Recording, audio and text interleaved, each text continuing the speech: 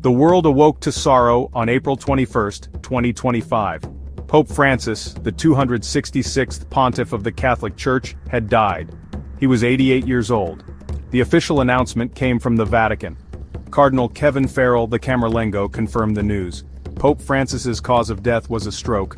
It led to a coma and irreversible heart failure. The day before, Easter Sunday, marked the Pope's final public appearance.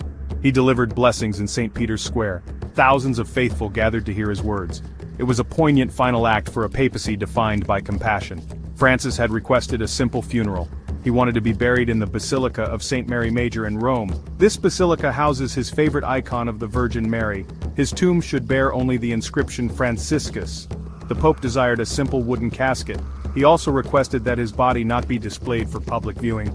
The Pope's death cast a long shadow. It marked the end of an era. His papacy had been one of reform and outreach. Pope Francis was known for his humility. He chose his papal name after Saint Francis of Assisi. Saint Francis was known for his poverty and his love for the poor. Pope Francis embodied these qualities throughout his papacy.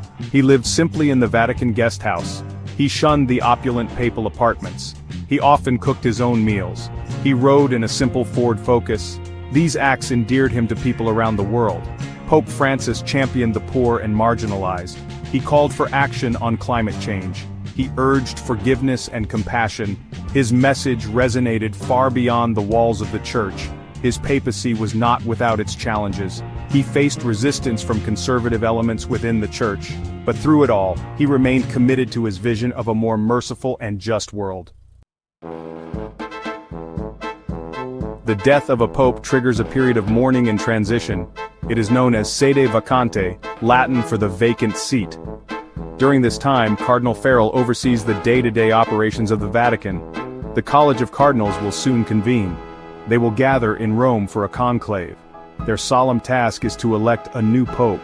The process is shrouded in secrecy. Cardinals are sworn to silence. There is no clear frontrunner to succeed Pope Francis. Potential candidates, known as papabile, come from all corners of the globe. They represent diverse backgrounds and viewpoints. Among the names being whispered are Cardinal Luis Tagle of the Philippines, Cardinal Robert Serra of Guinea, and Cardinal Pietro Parolin, the Vatican's Secretary of State. The choice of the next pope will have profound implications for the future of the Catholic Church.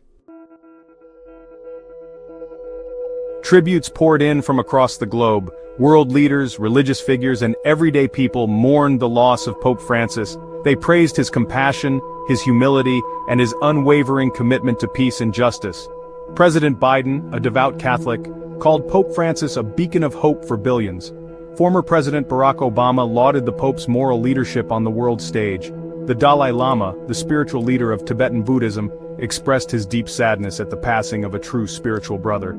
He praised Pope Francis's commitment to interfaith dialogue.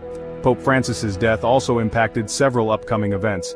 The canonization of Carlo Acutis, a young Italian who died in 2006, was postponed. It was originally scheduled for April 27th. Throughout his papacy, Pope Francis battled health challenges. He suffered from a number of ailments. These included chronic back pain and sciatica. In recent years, these issues seemed to worsen. The Pope's death, while not entirely unexpected, came as a shock to many. He leaves behind a legacy of compassion and hope. The world mourns the passing of a truly remarkable man.